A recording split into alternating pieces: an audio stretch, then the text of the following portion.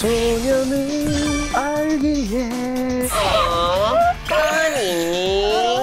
그래서 준비한 오늘의 풍문쇼 주제는 바로 스타, 음악과 사생활 사이. 90년대 최고의 톱스타. 여자친구를 뺏긴 덕분에 대박이 났다라는 많이 아실 것 같은데 바로 노래 화가 나셨던 내 타이틀곡은 전부 내 경험담이다. 노래 가사가 굉장히 파격적이었잖아요. 우린 사랑을 나누었지. 그 누구도 모르게 비밀스러운 사랑. 진짜예요? 네. 정말요? 세상을 들썩들썩하게 한 풍문. 모든 풍문을 아주 속 시원하게 풀어드리겠습니다. 밀착 토크 풍문으로 들어보시죠. 제가 정말 음악의 신을 너무너무 좋아하거든요. 제가 얼마 전에 또 음악의 신에 또 출연을 했잖아요. 그래요? 네, 안 보셨어요? 꼭 봐야 되겠어요. 네, 갈수록 나날이 연기가 정말 늘어요. 연기였어요. 진짜 그게 연기인지도 모를 정도였어요. 그러니까 나 실수. 그 드라마에 나온 캐릭터가 이상민 씨 그 자체입니다. 정말 딱 그 어울리는 옷을 입었어요. 찌질하죠, 쪼잔하죠, 아주 허세 쩔죠. 내 칭찬. 본인 그대로잖아요. 와. 욕이죠. 아니 칭찬인 같아요. 뭐 연기를 워낙 잘한다. 뭐 이런 칭찬. 솔직히 뭐 비화 아닌 비화를 그럼 연예가 중계로 말씀드리면 이상민 씨 사실 인터뷰하기 가장 어려운. 아 정말요? 하나 공개해드리면 저랑 동갑이세요. 근데 99년도, 2000년 뭐 그 젊은 나이에 다 가지셔서 인터뷰할 때 안 나타나고 그다음에 제작사 사장님 되고 그리고 뭐 사회면에 나오고 뭐 그런 시절이 있었죠. 죄송합니다. 아니 사람은 안 변한다고. 풍문으로 들었죠? 어떻게 좀 변하셨나요? 변했죠. 아니 사람은 좀 본질적으로 좀 안 변한다고 저는 생각하거든요. 어떻게 안 변할 수가 있겠습니까? 그 바닥에 바닥을 치고 어느 정도 바닥을 쳐야. 근데 굉장히 변하신 것 같아요. 느껴지지 않아요? 많이 느껴져요. 일을 겪어서 정말 맞는 말인 게 어떤 캐릭터를 주어주든 네. 누가 연기하느냐에 따라서 정말 색깔이 입혀지는 게 본인의 성격이 나올 수밖에 없거든요. 왜냐면 내가 경험한 거를 바탕으로 이제 표현을 하기 때문에. 그러니까요. 그래서 이게 약간 좀 비유가 적절하지 않을지 모르지만 네. 탤런트 우리 그 김미숙님 있잖아요. 네네네. 이미 그 배구 선수 출신이셔가지고 따기 때리는 연기 그렇게 잘하시더라고요. 아, 맞아요. 엄청 세다고 들었어요. 제가 맞아봤잖아요. 정말요? 네, 제가 드라마 때 이제 며느리 역할로 나왔는데 제가 막 따박따박 따지니까 뒤돌아 그냥 맞아도 아플 스파이크인데 뒤에서 돌면서 이렇게 빡 때리셨는데 폴스윙으로 그렇게 연기할 마음이 없었는데 날아가서 아! 이렇게 눈물이 막 이렇게 쏟아지는 거예요. 네. 대단하다. 배구 선수가 이 손 대단하죠. 네. 그 뒤로 아픈 연기, 뭐 이렇게 맞는 연기, 그 어떤 남자가 때려도 아프지 않아요. 정말 굳은 살이 확 배겨서 네, 아주 즐거웠던 추억이 있어요. 근데 그건 음악하는 사람들도 마찬가지예요. 작사 같은 경우는 자신의 경험을 토대로 이제 음악을 만드는 경우가 많거든요. 네. 그럴 때 완성도 있는 곡이 나올 때가 많고 또 가수가 그런 곡을 만나면 더 몰입도 있게 부를 수 있는 것 같아요. 맞아요. 네. 근데 되게 비슷해요. 개그맨들도 되게 비슷한 게 김준현 씨 같은 경우는 실제로도 정말 잘 먹거든요. 근데 먹방 정말 그 사람만큼 살리는 사람 전 아직 못 봤거든요. 유민상 씨, 뭐 문세윤 씨 너무 잘 살리잖아요. 그러니까 그만큼 경험이 토대로 돼야 그 어느 분야에서도 최고가 될 수 있는 것 같은데 우리가 대체 왜 이런 얘기를 하죠? 바로 오늘 주제와 관련이 있습니다. 네, 그렇습니다. 오늘은 스타, 음악과 사생활 사이라는 주제로 얘기를 나눠볼 텐데요. 네. 가수의 그 실제 경험을 담은 히트곡의 가사들과 작곡가와의 관계, 그리고 노래 따라 인생이 바뀐 가수들, 음악에 얽힌 모든 풍문들을 파헤쳐보도록 하겠습니다. 재밌겠다. 네, 먼저 소개할 풍문은 노래 속 스타의 비하인드 스토리에 관한 내용입니다. 첫 번째 풍문입니다. 김건모, 여자친구 빼앗긴 덕분에 대박났다. 싸다. 네. 자, 아시는 분들도 있으실 테고, 처음 듣는데 저는. 금시초문이다라고 하시는 분들도 그래요? 계시겠죠. 아니 저는 그리고 김건모 선배님하고 작업을 또 해봤어요. 네, 같이 노래도 하고 네네네. 그런데 나는 여자친구 빼앗긴 덕분에 대박 났다는 얘기를 처음 듣는데. 예. 창피해서 얘기를 안 했나 보다. 창피해. 김생민 씨는 그 김건모 씨 혹시 인터뷰하신 적 있으세요? 엄마 형님은 이제 학교 선배님이어가지고 예, 좀 뵙고 그리고 제가 인터뷰할 때 뭐 5손가락 안에 들게 가장 좋아하는 스타인데 이 형은 제가 느끼기에는 어떻게든지 중간에 계속 웃음을 주지 않으면은 솔직히 알려줘. 그런 거에 있어서 그런 유머 감각이나 이런 카리스마가 반대로 생각을 해보면은 결정적인 순간에 좀 부러지시는 느낌이 좀 있어요. 나가시거나 화를 내시거나 불의를 보면 못 참거나 그래서 그게 같이 가는 거거든요. 근데 일단 나가시는구나. 혹시 본인 개그에 안 웃어도 나가세요? 아니 그러진 않아요. 그래서 그런 것들이 좀 조금 있는 느낌을 좀 받아요. 저도 김건모 씨랑 취중 토크라고 하죠. 인터뷰를 좀 진행해 본 적이 있어요. 이렇게 처음 인상은 되게 좀 소년 같다, 좀 맑다 이런 느낌을 좀 받았어요. 그리고 네, 뭐 음악밖에 모르는 천재임에도 불구하고 또 굉장한 노력파예요. 지금도 늘 피아노를 치며 노래 연습을 한다고 합니다. 어쨌든 김건모 씨 하면 히트곡이 대단하지 않습니까? 뭐 이거 사랑이 떠나가네 사랑이 떠나 노래를 너무 잘하기도 하고 이 히트곡으로는 정말 상상을 할 수 없는 분인 것 같아요. 뭐 그 후일담도 굉장히 많죠. 저는 사실 뭐 그 전성기 때가 거의 그 조용필 선배님, 김건모 선배님 이 두 분이 거의 쌍벽이지 않을까 이런 생각도 해요. 뭐 앞서 말했던 히트곡 외에도 주옥 같습니다. 첫인상, 잘못된 만남, 스피드.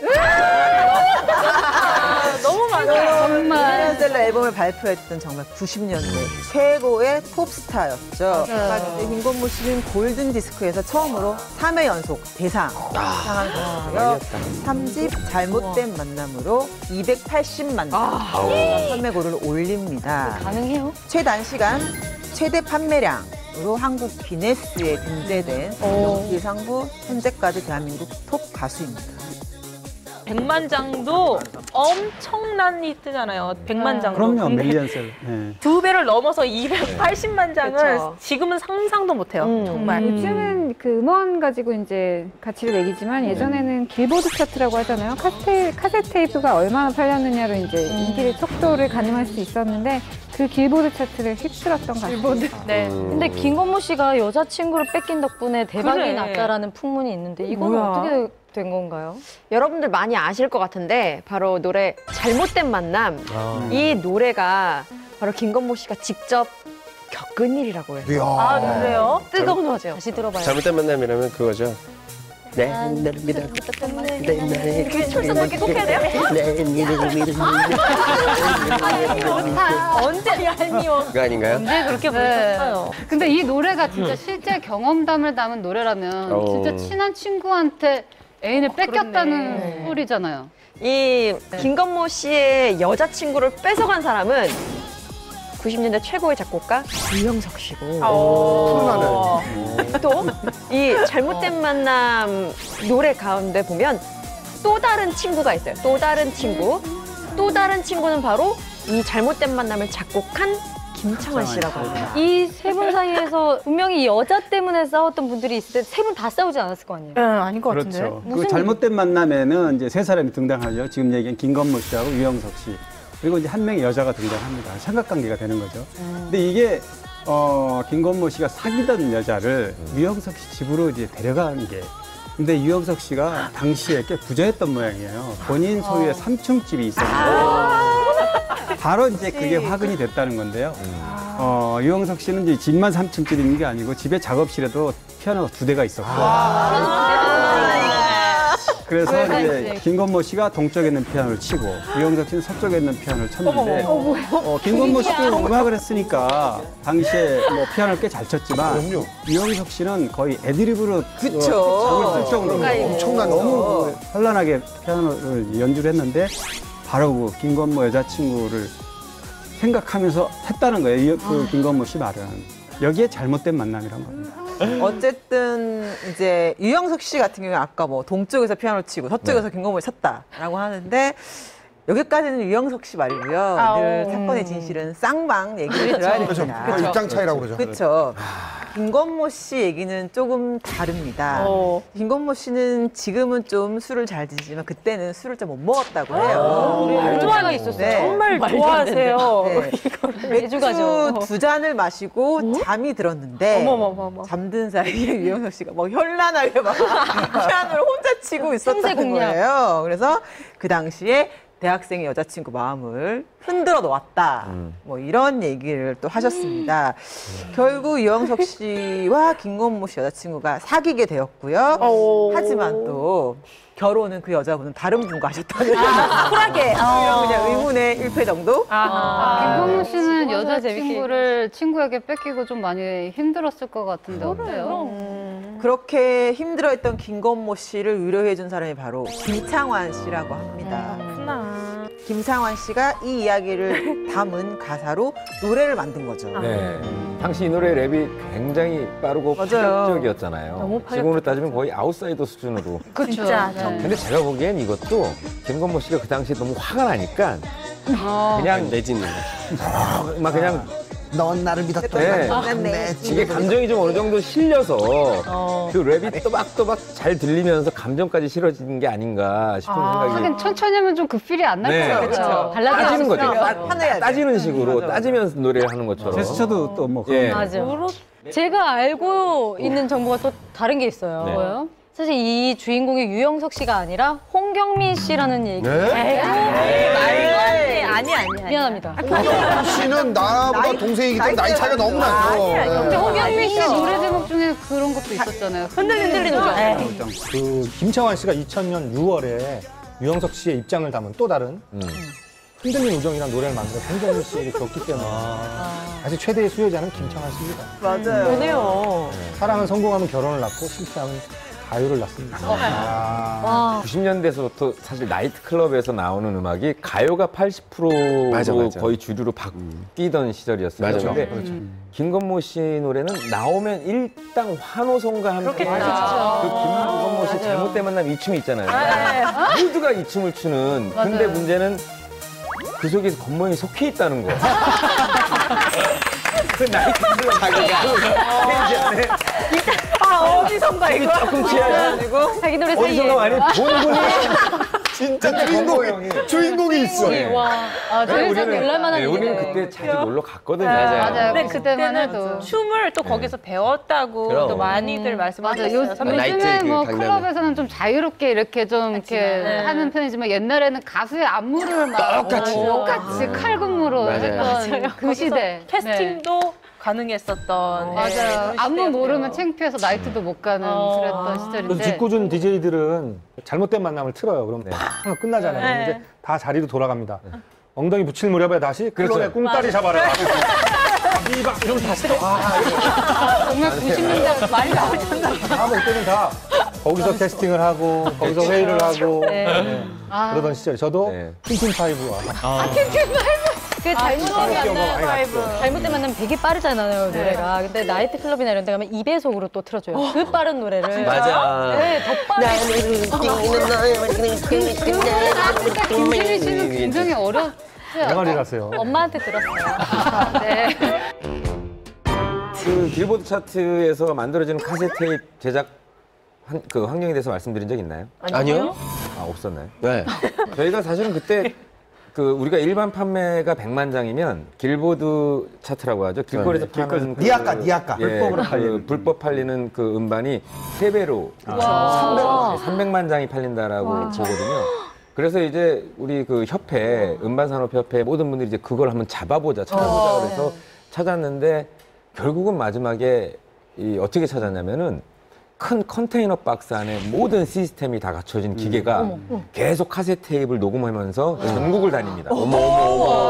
그러면 그 녹음된 테이프의 한 보따리씩을 전국의 톨게이트 앞에 뿌려놓고 또 이 차는 또 돌아다닙니다. 그런 식으로 전혀 이 기계는 그 차 안에서 뿌려지는 거죠. 어머. 알고 봤더니 되게 김건모 없네요. 씨보다 그 사장님이 돈을 더 많이 벌었어요. 더 많이 벌었겠어. 280만 장이 1000만 장은 나갔다고 거의 봐야죠. 1000만 장 나갔다고 보시면 돼요. 그래서 참 찾기도 힘들었지만 이제 뭐 이미 찾았을 때는 또 뭐 그런 것들이 끝났지. 또 많이 또 맞아. 그런 사람들이 지나갔을 때니까. 많아지다 보니까 정말 찾아도 또 어디서 또 만들어지고 해서 그렇죠. 예, 했죠. 근데 유영석 씨와 김건모 씨는 이외에 또 다른 여자 문제 때문에 이렇게 삼각관계 놓일 뻔했다고 얘기가 있는데. 또요? 또 있대요. 이상형이 되게 겹치나 봐요. 이 얘기가 좀 일리가 있는 게 네. 이분들이 이제 이게 학교 쪽에서 연결이 되셨을 텐데 DDD. 김혜림 선배. DDD 혼자서 너무나 외로워. 오랜만에. 아 이거 지금 연구고요. 이거 DDD. 이쪽이 약해요 내가. 김혜림 씨가 사실 김혜림 선배가 정말 아시는지 모르겠지만 정말 아름다웠어요. 전혀 예쁜 젊맹진 정말 아름다워. 음행제가 야차 뭐. 맞아요. 김혜림 씨 좀 설명을 드리자면 뭐 최고의 또 어머니도 가수셨습니다. 예, 그렇죠. 나혜심 씨, 과거를 묻지 마세요를 부른 나혜심 씨 딸이고요. 그다음에 DDD라는 거 요즘에는 뭐 모를 거예요. 요즘 젊은 분들 모를 건데 그때 이제 그 노래를 불러서 10대 가수상에서 신인상을 받은 아주 그리고 대단한 가수였죠. 네, 좀 여유가 있는 춤을 요즘 템포가 빠른 춤이 아니라 외모에 너무 자신이 있으셨기 때문에 저희 어렸을 때 느낌은 크게 움직이지 않지만 이렇게 뭐 해도 혼자서 너무나 외로워. 그러니까 사실 지금 뭐 소녀시대 유나 씨나 아이유 그렇죠. 그 이상이라고 할 수 있죠 인기가. 제가 제일 처음 만난 연예인 분이세요. 언제 만나요? 이렇게 얼굴만 봐도 웃기냐. 제가 그분은 정확하게 기억은 안 나는데 원효로에 있는 비둘기 롤라장이라는 곳에 그분이 이제 가까운 곳에 롤러스케이트를 배우러 오셨어요. 왜냐면 그때 야차라는 그룹이 롤러스케이트를 타는 그룹이었어요. 네, 그래서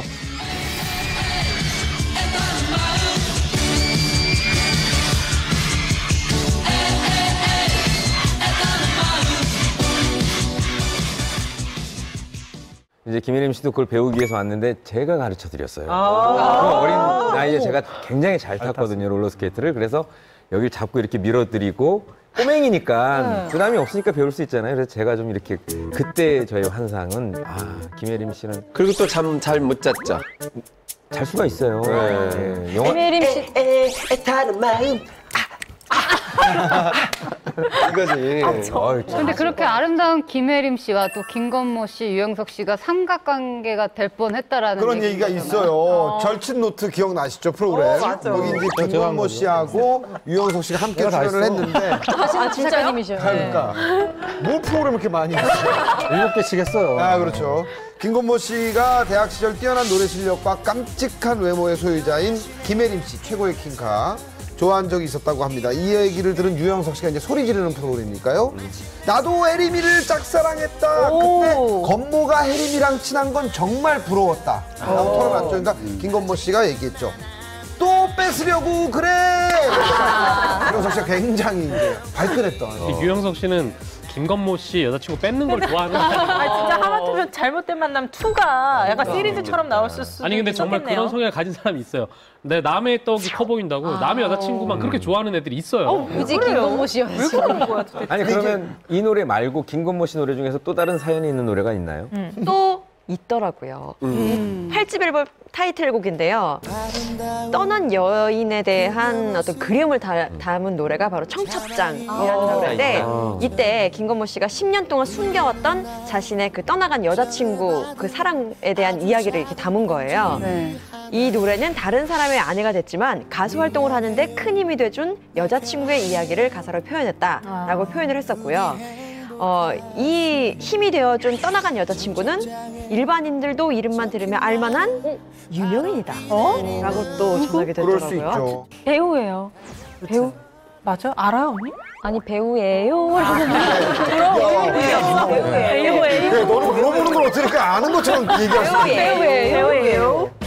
김건모 씨는 이 청첩장이란 노래의 주인공인 이 여자의 이름을 밝힐 수는 없지만 이니셜은 J로 다른 사람과 결혼해서 미국에서 살고 있다라고 얘기했어요. 이 청첩장이란 노래의 가사를 좀 보니까 정말 구구절절하네요. 나보다 잘나 보이는 그 남자를 바라보면서 내가 얼마나 많이 부족했는지 알게 됐어요. 그녀를 사랑해줘요. 행복하게 해줘요. 내 생각 나지 않게 더 사랑해줘요. 야, 이렇게 김건모 씨 진짜 애틋한 마음이 담긴 청첩장 노래 한번 들어보죠. 좀 있어요? 우리? 있어요? 우리 노래도 틀어줘요, 국문 진짜 씨에서. 이런 나온다. 그 행복한 그 미소들이 나를 초라하게 했어. 나보다 잘나 보이는 그 남자를 바라보면서 내가 얼마나 이런 보컬은 부족했는지 알게 됐어. 그녀를 사랑해줘. 여기가 소주 한 잔만 주실래요? 여기 닭똥집 하나만 폭탄주요. 와, 이 노래를 들은 그 주인공 여자분은 어떤 마음이었을까요? 가슴 찢어졌겠다. 그러니까 이게 정말 실화를 바탕으로 했기 때문에 사실 저는 이 여인의 입장도 아니고 이런 남성의 입장도 아닌데도 진짜 딱 그 안에 빠져들어서 감정이 맞아요. 것 같아요. 근데 막상 이 주인공 여자분의 남편분이 들으면은 조금 기분이 안 좋을 수도 있어요. 알 리가 없죠. 그렇죠. 아니 여기 이렇게 얘기해서 알잖아. 아 모르나? 모르죠. 정말 진심만큼 가장 큰 힘은 없는 것 같아요. 그럼 이렇게 애틋한 마음을 가지고 있는 혹시 다른 그 노래는 없나요? 이 여자분에 대한 마음이. 이제 이에 대해 김건모 씨가 또 이런 얘기를 하신 적이 있으세요. 자세히 밝히고 싶진 않다. 근데 그 여자분에 관한 이야기는 내 노래에 꾸준히 녹아 있다. 정말 음악을 하는데 아주 이게 큰 힘이 사랑이네. 되어주는 뮤즈 같은 여자다. 영화 같은 얘기를 한 적이 있습니다. 뮤즈가 멋있네요. 그리고 또 있습니다. 이 특별한 사연이 있는 노래가 또 있는데요. 2001년이죠. 지난 2001년 김건모 씨의 7집 앨범에 실린 발라드곡 정이란 노래인데 이건 오연경 씨가 가사를 써서 화제가 됐습니다. 예. 이제 그때 그 비디오 파문 이후에 활동 중단하시고 미국에서 체류 중이어서 작사가로 참여를 했는데요. 정이란 노래를 들어보면 오연경 씨의 심정이 고스란히 담겨져 있다고 합니다.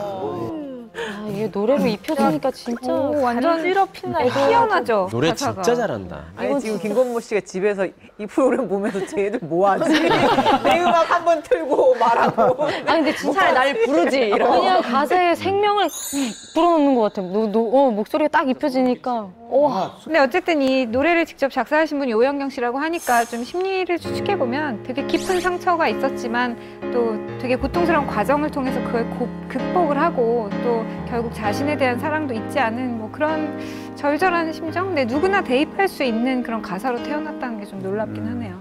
이제까지 우리가 알지 못했던 노래들이 지금 이렇게만 들어도 되게 많은 것 같은데 진짜 타고난 천상 가수인 것 같아요. 근데 김건모 씨가 어떻게 가수가 됐는지도 궁금해요. 김건모 씨는 서울예대 국악과 출신이죠. 이제 김건모 씨를 키워낸 분이 김창완 씨인데요. 두 사람은 이제 이때부터 계속 같이 작업을 하게 됩니다. 김창완 씨가 음반 제작사인 라인 음향을 애초에 차렸었고 90년도에 신승훈 씨를 데뷔시켜서 큰 성공을 거두죠. 그리고 91년도에 박미경 씨가 김건모 씨를 추천합니다. 학교의 후배 중에 스티비 원더 노래를 끝내주게 부르는 친구가 있다. 한번 봐라. 라고 해서 오디션을 보게 되고 그 자리에서 합격을 하게 됩니다. 그래서 10개월 동안 김창완 씨가 트레이닝을 시킵니다. 그런 다음에 나온 앨범이 바로 1집. 잠 못 드는 밤, 비는 내리고. 잠 못 드는 밤 내리고 뭐 그냥 진짜 공전의 히트를 치지 않았습니까? 네. 대단했죠. 노래도 충격이었지만 김건모 씨의 모습도 굉장히 충격적이었던 것 같아요. 맞아요. 선글라스 끼고 네. 이렇게 막 앵무도 춤추고 춤추면서. 의상도 되게 특이하고. 네, 정말 특이했죠. 다 특이했죠. 괜시리 마음만 우적한 마음 김창완 씨가 하루 10시간씩 하드 트레이닝 시켰다고 하는데요. 진짜요? 당시 하드 트레이닝은 뭐냐면 카세트 테이프를 줍니다. 뭐 스티비 원더나 제임스 앵글랭 같은 걸 주고 똑같이 할 때까지 오지 마. 이게 옛날 방법이에요. 그쵸, 예. 맞아. 트레이닝을. 예, 그럼 그걸 똑같이 일단은 모창이 기본이 돼서 그다음에 업그레이드 돼가지고 자기 목소리가 나오는 거니까.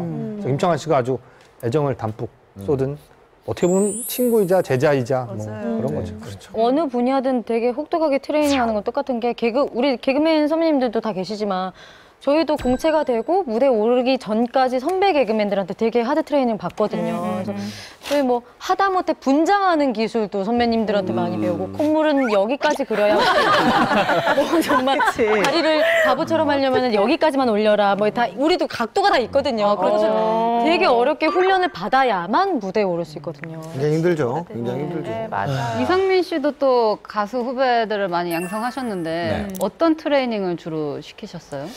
일단 기본적으로 이제 그 노래와 춤, 뭐 화성, 뭐 이런 것들은 각 그 분야별 선생님들이 직접 교육을 하고요.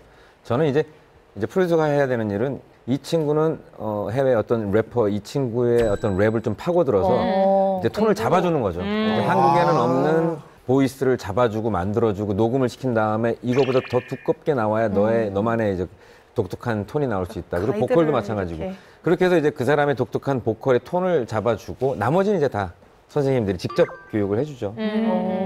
비슷해. 근데 가장 중요한 거예요. 왜냐하면 그 그룹에서 어떤 톤으로 어떤 역할로 이 노래를 하고 랩을 하느냐에 따라서 그 가수의 그 색깔이 정해져 있기 때문에 누굴 따라하는 아류가 됐다 아니면 이 친구들만의 독특한 그 컬러가 있다는 가장 중요하게 교육을 시켜야 되는 부분. 방향을 딱 잡아주고 시작하는 거죠. 손 잡는 게 가장 중요하죠. 그렇죠. 어느 맞아요. 분야나. 네. 근데 이제 그 우리 김건모 씨가 이렇게 힘들게 데뷔를 한 후에 웃픈 일화가 있었다고 들었어요. 1집 잠 못 드는 밤 비는 내리고 이게 뭐 엄청난 화제를 모았고 발매되자마자 그런데 TV에 딱 출연했더니 판매고가 좀 떨어졌다. 시청자들이 그 불렀던 노래와 비주얼이 매칭이 안 됐다. 안 됐다. 이제 이래서 뭐 사실 에피소드지만 아무튼 그래서 소속사에서 긴급 회의를 열고 이거 라디오만 출연해야 되는 거 아닌가? 출연이 안 나가야 되는 거 아닌가? 그랬어요, 네, 정말. 네. 그래서 그런데 이제 김미아 씨 출연하던 삼순 브라더스라는 코미디 프로가 있었어요. 네. 거기에 또 김건모 씨가 뭐라? 삼순이 블루스. 아, 유머러 써줘. 삼순이 블루스. 브라더스랑. 근데 하여튼 김건모 씨 특유의 그 어떤 유머 감각으로 잘 받아치고 해서 이걸 계기로 해가지고 어떤 그러니까 본인의 개그로 약간 그렇죠. 더 다가왔던 말을 거죠. 시켰죠. 그런데 하나 제가 생각나는 게 김건모 씨 이 에피소드를 얘기를 하면서도 제가 경험했던 것 중에 하나가 있는데 뭐냐면 김범수 씨가 약속으로 데뷔를 했습니다. 김범수 씨. 근데 김범수 씨 첫 인터뷰를 제가 했는데 매니저가 딱 데리고 왔어요. 신문사로. 네. 사진이랑 딱 찍었는데 각이 안 나오는 드림이 정말로. 그래서 매니저도 고민, 저도 고민. 근데 어쨌든 뭐 선글라스를 나중에 끼고 이렇게 찍어서 첫 인터뷰 이렇게 나갔습니다. 근데 그만큼 당시에는 그런 비주얼 관심이 굉장히 많았고 맞아요. 그런데 역시 노래를 잘하니까 되더라고요. 실력으로 90년대만 해도 그 연예계는 예쁘거나 잘생긴 사람 아니면 데뷔를 못했었어요. 네, 그럼요. 뭐 김범수 씨 얘기 나왔으니까 하는 얘기인데 이승철 씨가 보통 보컬로 떨지 않잖아요. 김범수 씨 노래 듣고 뭐야 얘 어떻게 된 거야? 얼굴을 보고 안심했다. 이승철 씨가 직접 한 얘기예요. 네.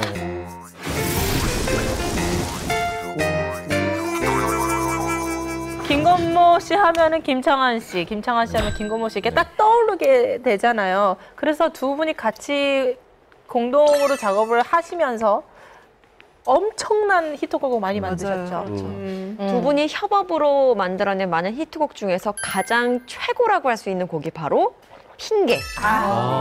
이 노래는 핑계지만 입장 바꿔 생각을 해봐. 제가 남자친구한테 제일 많이 불러준 노래예요. 그런 핑계. 그랬군요.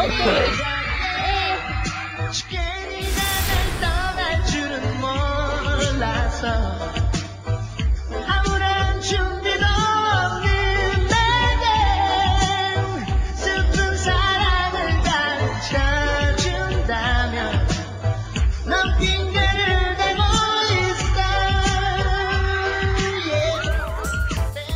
있어. 모두에게 사연이 있는 이 노래 핑계를 처음에는 김건모 씨가 부르기 싫어했었대요. 김창완 씨도 그렇게 말하는 건 정말 김건모 씨가 원했던 곡이 타이틀곡이 된 적이 없다. 그만큼 둘이 굉장히 타이틀곡을 정하는 데 있어서 의견도 달랐고 굉장히 좀 설득을 서로 설득하는 일이 많았는데 이 핑계라는 곡도 그랬대요. 근데 이 핑계라는 곡이 나오기 전에 김건모 씨는 자신의 어떤 특유의 앵앵거리는 그 목소리가 싫어서 군대에 있는 3년 동안에 발성 연습을 엄청 했대요. 그런데 나와서 받은 곡이 앵앵거리는 목소리가 포인트인 핑계를 받았으니 앵앵기려 핑계지마 이러네요.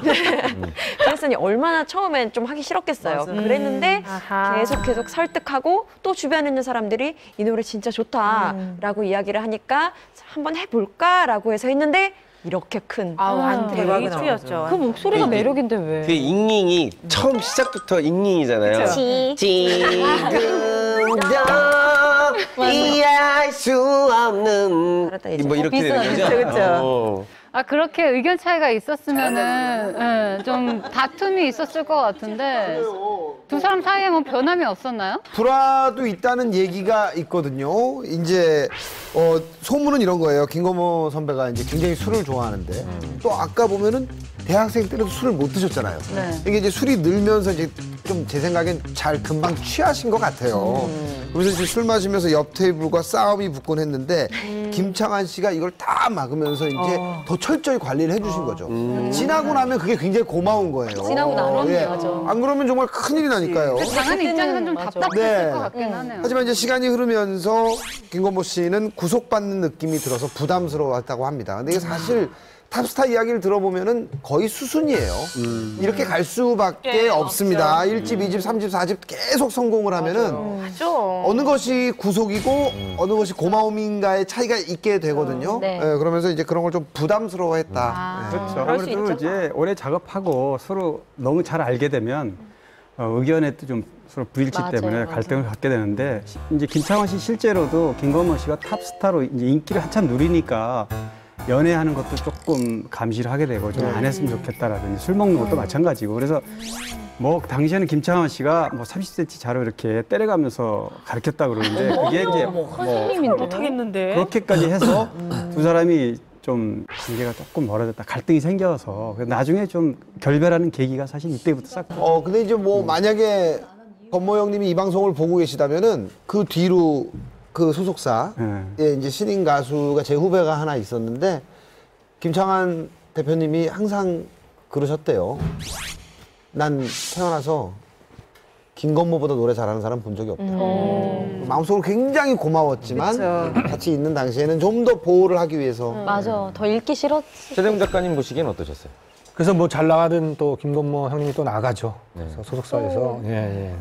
그래서 뻐꾸기 둥지로 날아간 새를 작업할 때 모든 것을 집어던지고 노래를 하라 디렉팅을 하니까 알몸으로 노래를 불렀고요. 어디 못대로 하는 거죠.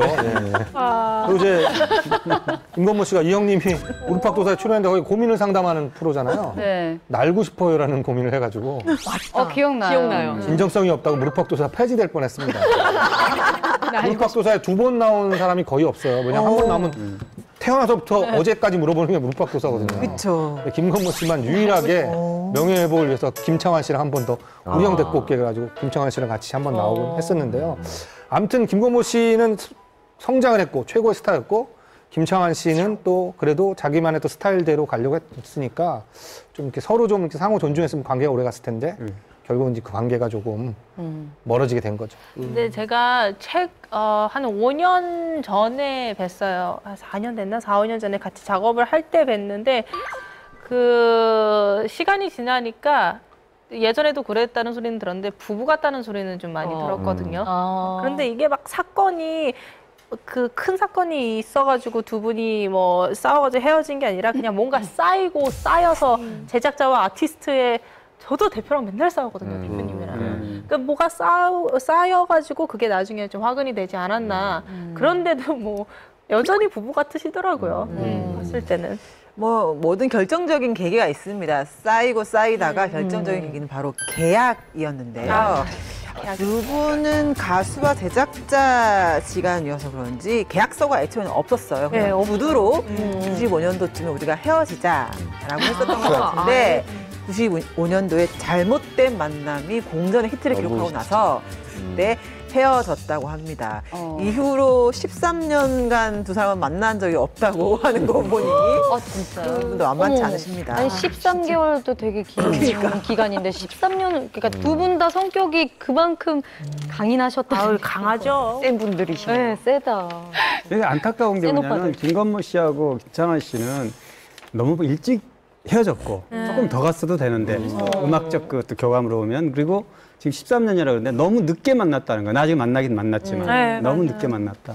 근데 사실은 그 김건모 씨도 그럴 수 있다라고 생각이 드는 게 윤일상 씨와도 싸우고 3년 동안 한 번도 안 봤대요. 야, 여기 부러지는 스타일. 성격이 있으시잖아요. 싸우거나 성격이 나가거나 있으세요. 둘 중에 이 윤일상 씨가 프로젝트 뭐 앨범을 준비하면서 김건모 씨한테 피처링을 이렇게 부탁을 했는데 녹음 당일날 김건모 씨하고 함께 온 매니저가 피처링 요청이 많이 들어오는데 누군 해주고 누군 해줄 수 없다 뭐 이런 얘기를 하면서 거절을 했고 그 이후에 이제 절교를 딱 하고 화가 나가지고 윤일상 씨가 너무 화가 나가지고 그래서 이 두 사람이 굉장히 좀 한동안 서먹서먹 하면서 결국 윤일상 씨가 먼저 화해 손길을 이렇게 내밀어서 그래서 조금 사이가 좀 화해됐다고. 네. 김건모 씨 같이 이렇게 좀 자유분방한 타입은요. 누군가는 컨트롤을 좀 해줘야 되거든요. 그러니까 너무 어디를 엇나가는 거를 좀 막아주는 사람이 필요한데 물론 초반에는 나를 제어하는 사람이 없으면 좋죠. 자유로우니까. 근데 일정 시점 흐른 뒤부터는 오히려 좀 그 구속이 그리웠지 않을까 생각도 드는데. 지나고 나면 네. 많이 아니 그 두 분은 그래서 그렇게 두 사람은 화해를 하지 않았나요? 예, 화해를 했는데 무려 13년간 그렇게 서로 이렇게 대면대면하면서 연락도 하지 않았던 그 두 분이 결정적으로 좀 화해한 계기는 김건모 씨가 아까 전에 말씀하신 것처럼 날 컨트롤해줄 사람이 필요하다라고 느끼게 됐대요. 근데 이런 마음을 알았던 분이 가수 심태윤 씨인데 이 심태윤 씨가 자신의 포장마차로 김창완 씨랑 김건모 씨를 불러서 자리를 마련한 거죠. 그러니까 두 분이 오랜만에 앉아서 술을 마시고 화해를 했는데 그 이후에 두 사람이 협업을 해서 만든 노래가 또 탄생이 됐어요. 12집의 타이틀곡인 키스라는 곡이에요. 12집. 무슨 일이야 지금 내 입술에 닿는 그녀의 느낌이 난 너무 뜨거워 이게 웬일이야 이게 무슨 일이야 지금 내 입술을 타고 그녀의 사랑이 나의 몸에 번지는데 기분도 알아야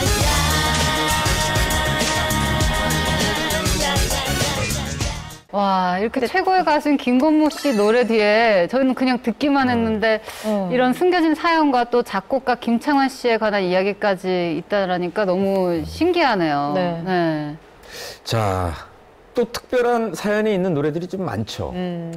제가 하나 알고 있는 게 있는데 네. 부활의 김태원 씨가 부른 회상 3라는 곡의 비하인드 스토리가 또 있다고 합니다. 아, 저희가 이 곡 참 좋아하는 회상 3 이 곡이 그 이승철 씨가 리메이크한 마지막 콘서트의 원곡이죠? 마지막 콘서트. 네, 그 곡의 원곡. 명곡.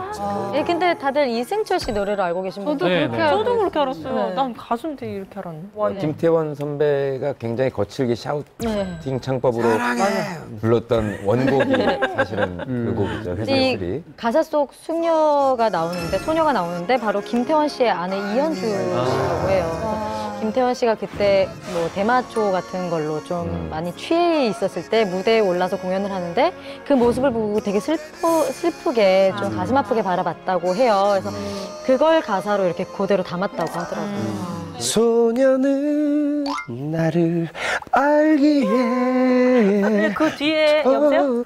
밖으로 나가버리고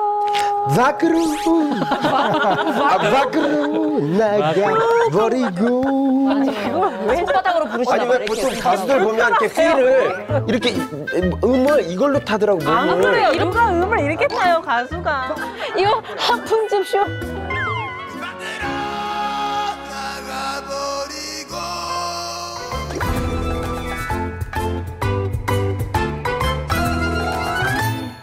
지금 말씀하신 것처럼 지금 슬픈 내 모습을 무대 뒤에 한 소녀가 애써 눈물을 참으며 바라보고 있다라는 가사가 진짜 앞에서 설명하셨던 것처럼 뭐 대마초에 취해서 그 노래를 부르는 가수인 김태현 선배를 바라보는 이현주 씨 부인인 어떤 그 감정이 그대로 살아 있는 것 같아요. 지금 슬픈 내 모습은 무대 위 한 소녀. 이게 무슨 말일까 항상. 그죠? 이게 전혀 그런 의미가 있었거든요. 네, 그 김태원 씨가 한 인터뷰에서 이런 말을 한 적이 있어요. 그 당시 나의 아내는 객석에서 나를 바라보는 것을 굉장히 싫어했다. 왜냐면은 그것에 취해서 기타 치는 모습을 보기 싫어했기 때문이다. 그래서 항상 무대 뒤에 있었다. 노래 후반부에 나나 하는 노래가 있어요. 이렇게 음산에 잘 피어네. 나나 하는 코러스가 있는데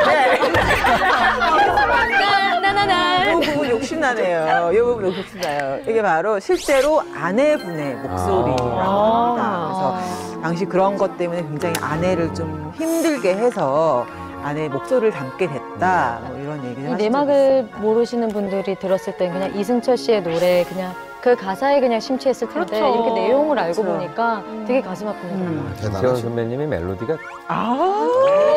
진짜. 한 수 있으신 그런데 분이시죠. 정말 그 무대에서 몰입해서 음악을 연주하면서도 그래도 부인 되시는 분의 마음을 알았다라는 게 참 감동스럽기도 하네요. 이현주 씨 하면은 내조의 여왕이라는 단어가 생각날 만큼 정말 김태원 씨가 힘든 시절부터 지금까지 쭉 곁을 지켜오신 분이잖아요. 정말 대단하다라는 생각이 드네요. 예전에 김태원 씨가 인터뷰를 이렇게 하셨대요. 그 아내에 대해서 제가 모든 것을 잃어도 나를 버리지 않을 그것을 역사로 보여줬습니다. 늘 죽을 때까지 갚는 맛으로 삽니다. 영원히 서로 지켜주고 그 어떤 일이 벌어져도 그녀를 지키는 그게 제가 태어나서 한 일 중에 가장 자랑스럽다고 생각을 하고 생을 마감하고 싶습니다. 근데 또 김태원 씨의 아드님께서 아들이 자폐를 좀 앓고 있다고 들었었어요. 그 사실은 아들이 자폐를 앓고 있다는 말을 우르팍도사에서 처음 얘기를 하는데요. 거기서 자폐라고 아들이 자폐다라고 얘기를 하고 자신의 아내의 소원은 아들보다 딱 하루 더 사는 거다라는 얘기를 해가지고 아들과 아내를 위해서 쓴 곡이 바로 이 곡이다라고 해서요. 김태원 씨의 저는 그 내공에 놀랐어요. 왜냐하면 많은 그 스포트라이트가 갔을 때 그런 얘기를 해가지고 할 수도 있었을 텐데 그걸 쥐고 있었다라는 게 이분이 정말 대단한 내공의 소유자예요. 김태원 씨의 그 아들 우현 군이 드럼을 연주하거든요. 그 이제 네버엔딩 스토리를 이제 드럼을 연주를 했단 말이에요. 아버지 앞에서. 그때 막 울컥 눈물이 쏟아지시는데 아우 저도 보면서 막 울컥하는 다큐멘터리 같은 거. 네, 맞아요. 정말 김태원 씨를 있게 한 게 정말 가족이었다라는 게 과언이 아닌 것 같은데 우리가 알고 있는 노래 중에 또 이런 비하인드 스토리가 있는 노래가 있겠죠? 있어요. 많을 것 같아요. 여기 계신 여성분들 굉장히 감동받으실 텐데 저랑 좀 많이 친한 형님이시죠. 마법의 성 김광진 형님. 김광진 씨의 편지라는 노래 그 비하인드 스토리 얘기해 드리려고 하는데요. 명곡이죠. 여기까지가 끝인가? 오, 좋잖아요. 이 노래는요, 김광진 씨의 실제 이야기입니다. 무명 작곡가였던 김광진. 지금의 아내와 결혼하기 위해서 아내의 집을 찾아가는데 아내의 부모님은 김광진 씨의 불투명한 미래 때문에 결혼을 반대합니다. 원래 단편 영화가 이렇게 시작되잖아요, 다. 두 사람은 어쩔 수 없이 헤어지고 그 후 김광진 씨 아내가 선을 봤다는 사실을 김광진 씨가 알게 됩니다. 출발 비디오 여행 같아요. 죄송한데 진짜 영화 소개하는 것 같은데요. 김광진 씨는 영화 소개, 그녀를 영화 놓칠 수 편지. 없다는 생각이 들어서 맞선을 본 남자를 만나러 갑니다. 신기하다. 여기서 신기해.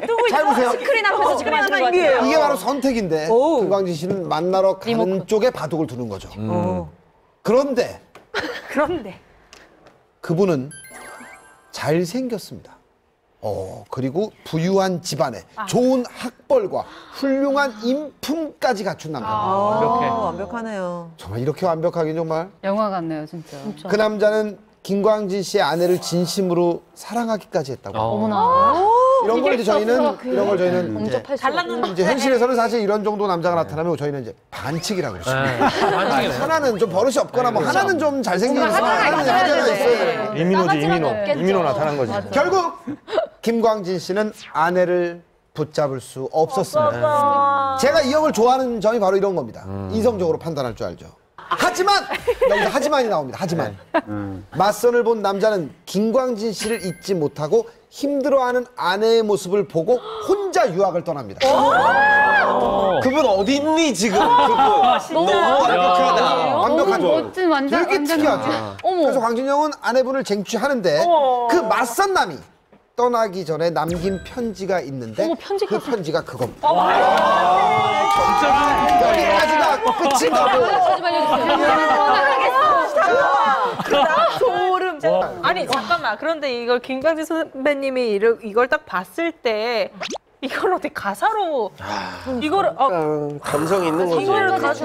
이게 아니었을 거 아니에요. 뭔가 되게 혼란스러웠을 거 아니에요. 그게 예술가의 자세 아닐까요? 네. 맞아요. 한번 우리 들어봐야 되는 거 아니에요?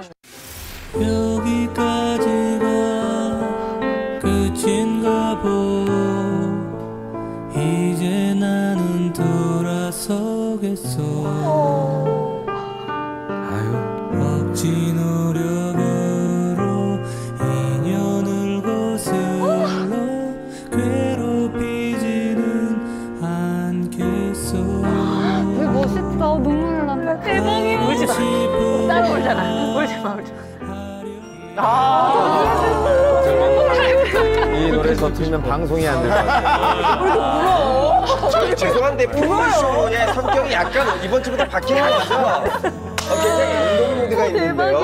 왜 그래요? 아니 이 스토리를 알고 들으면 저도 울컥했어요. 이 감정이. 와, 진짜 눈물 나죠. 네. 그 떠나가는 남자 뭘까, 입장에서 이거. 봤을 때는 정말 너무 슬픈 스토리잖아요. 되게 멋지잖아요. 편지를 준 사람과 그 편지를 받은 김광진 선배가 그걸 노래로 불러.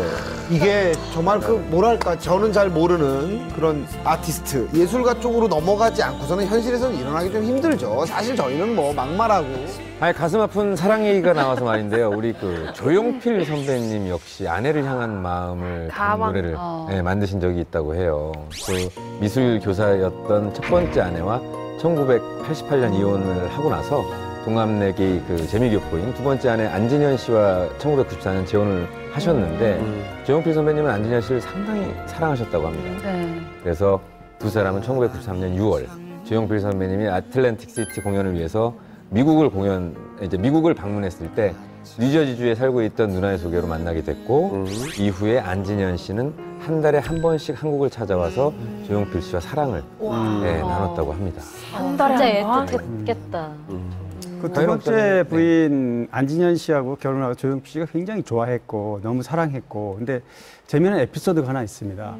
그 결혼을 앞두고 이제 안진현 씨가 기자회견을 하는데 그 비치보이스 리드싱어 마이클 러브가 소개를 했다고 그래요. 그래서 인도 출신 점술가에게 물어봤더니 점술가가 결혼할 상대가 목소리가 아주 유명할 것 같다. 이렇게 점괘를 내놔서 이건 이 만남 자체가 굉장히 운명적이다. 이렇게 받아들였다고. 그렇게 해서 결혼을 했기 때문에 너무나 두 사람이 행복하게 지냈는데 불행하게도 이 안진현 씨가 심장병을 앓고 있었어요. 그래서 이제 결혼한 지 9년 만인 2003년에 워싱턴에서 남편에 대한 영원한 사랑을 간직한 채 영원히 이별을 하게 됩니다. 바로 아내 고 안진현 씨에 대한 추모곡이 진이라는 노래. 콘서트장에서 조용필 선배님이 이 노래를 부르다가 감정을 주체하지 못해서 눈물을 흘리셨던 그런 노래라고 합니다. 정말 사랑 이야기를 담은 노래는 그 외에도 정말 너무 많은데 제가 또 듣기로는 강수지 씨의 보랏빛 향기 역시 연인을 향한 마음을 담은 노래라는 얘기를 들었어요. 네, 정말 난리였죠. 이게 데뷔곡이죠. 강수희 씨 저도 이제 데뷔 때 기억나는데 원조 청순 가수였고요. 네. 지금은 좀 센 언니들이 많이 이렇게 등장한 시대가 됐지만 그때 당시에는 가장 인기 있는 타입이 그런 여성이었어요. 그럼요. 남자들은 그런 보호해주고 싶은 타입을 사랑하는 것이 그냥 DNA에 박혀 있어요. 네. 원래 있어요. 원래 그런 거예요? 네. 그렇기 때문에 이거는 모두의 이상형인 거죠. 저는 되게 풀어놓고 싶은 스타일이라고. 아니 근데 저도 저도 이 얘기는 처음 듣는데 네. 보랏빛 향기에 어떤 사연이 있는 거죠? 이 노래는 강수지 씨가 직접 작사를 했다고 하더라고요. 예전에 강수지 씨가 사랑했던 남자라고 합니다. 네, 강수지 씨가 변진섭 씨의 공연을 보러 가서 어떤 남자를 봤는데 그 사람의 느낌이 너무 강해서 집에 와서 쓴 일기가 바로 보랏빛 향기의 가사라고 하는데 그 남자 보랏빛 향기가 히트를 치고 난 후에 사귀었다고 합니다. 후속곡인 시간 속의 향기 역시 그 남자의 착한 눈빛을 보고 또 생각을 하면서 쓴 곡이라고 합니다. 강수지 씨는 아니니까 원하는 남자를 씨는 아닐 거예요. 아, 근데 요즘에 케미가, 그래요, 진짜. 김국주 선배님이랑 강수지 선배님이랑 맞아. 케미가 엄청나잖아요, 지금. 그런데 좀 보는 사람도, 두 분이 진짜 만났으면 좋겠다, 막 이런 생각을 들게끔 맞아요. 지금, 굉장히 많은 분들이, 진짜 그러는 거 또 아니냐라는 말도 되게 많이 나왔었어요. 네. 근데 실제로 김국진 씨가 되게 좀 자꾸 열이 실 것 같잖아요. 근데 아유. 실제로 만나보면 정말 남자다우시고 그 남자답게 막 의리 이런 남자가 아니라 뒤에서 살짝 이렇게 챙겨주는 그런 모습들이 반전 되게, 매력이네요. 네, 남성스럽고 정말 존경하는 선배님. 되게 나를 보호해주는 느낌이 들어요. 아까 보랏빛 향기라고 했는데 국진이 형한테는 풀 향기가 나죠. 좋다. 골프를 많이 쳐서. 치니까, 예. 그럼 어떻게 전망하세요? 네? 강수지 누님과 그 러브라인. 이렇게 따지면 뭐 윤정수도 김수희랑 결혼해야 되고 그렇게 전망하시는 김혜자 최불암 씨도 결혼해야 되고 그냥 복잡해집니다. 세상이 그냥 뒤에 쏙 들어오는 방송일 뿐. 네, 오해하지 마세요. 네, 알겠습니다. 그럼 배일집 배현정 씨도 결혼하셨어야 돼요. 그렇습니다. 예, 예. 아니, 그 외에도요, 또 노래에 관한 재미있는 스토리가 많은데, 임창정 씨의 1집곡, 이미 나에게로. 이미 띄고 나에게로인데요. 이거는 임창정 씨의 첫사랑. 여자 이름이 이민아. 진짜예요? 임창정 씨는 이렇게 자신의 경험담을 곡으로 쓰는, 가사로 쓰는 경우가 굉장히 많았는데 또 한 곡이 있대요.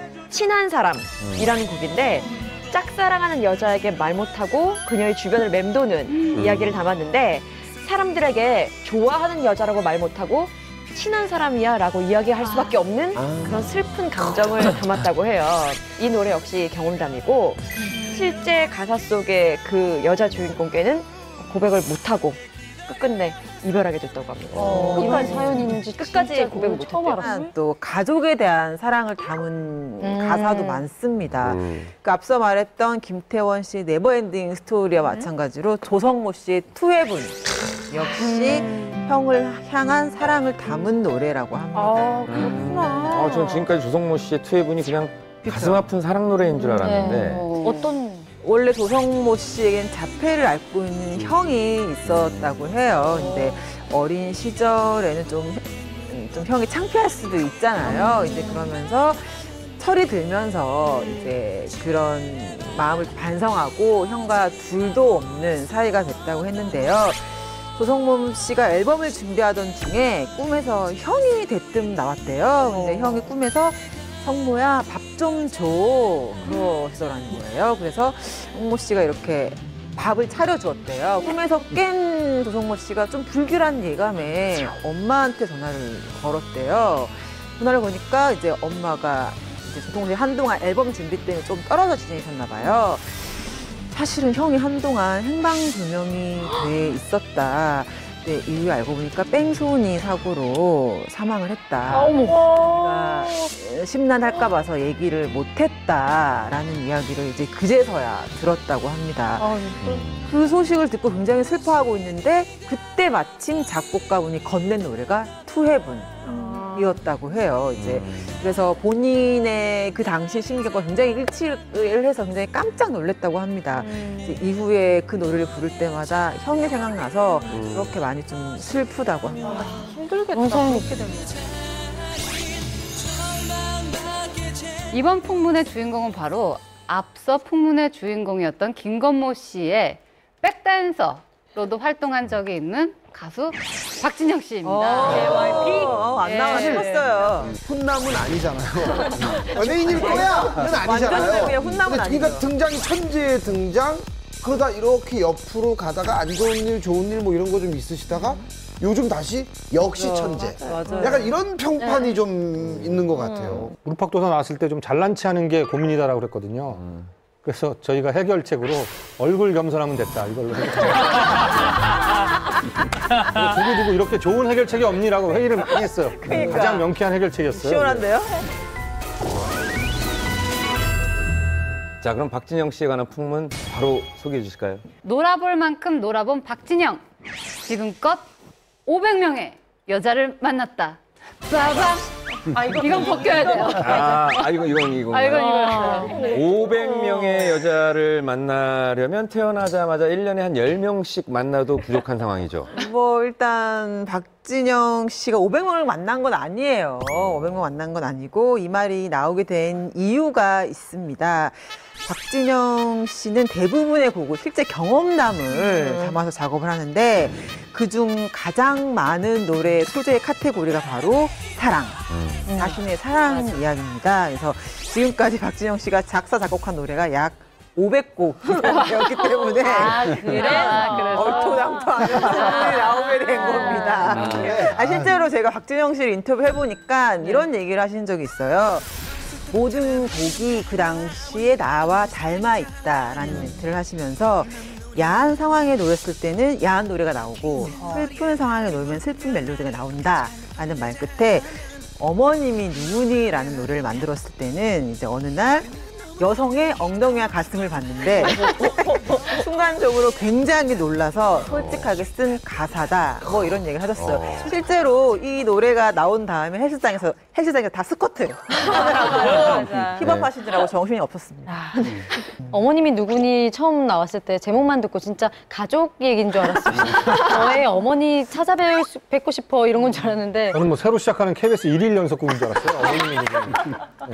근데 박진영 씨가 94년에 날 떠나지 마라는 곡을 발표하면서 근데 사실은 날 떠나지 마가 사실 실제적으로 데뷔곡으로 돼 있지만 그 이전에 92년도에 그룹으로 잠깐 활동한 적이 있어요. 물론 그때 워낙 존재감 미미했기 때문에 사실상 이 곡으로 데뷔곡으로 이렇게 알려졌는데 어쨌든 이 날 떠나지 마라는 이 곡으로 일약 스타가 돼버린 지상파 3사에서 전부 1위를 차지했으니까 대단했습니다. 당시 기억에 그 비닐 옷 기억나세요?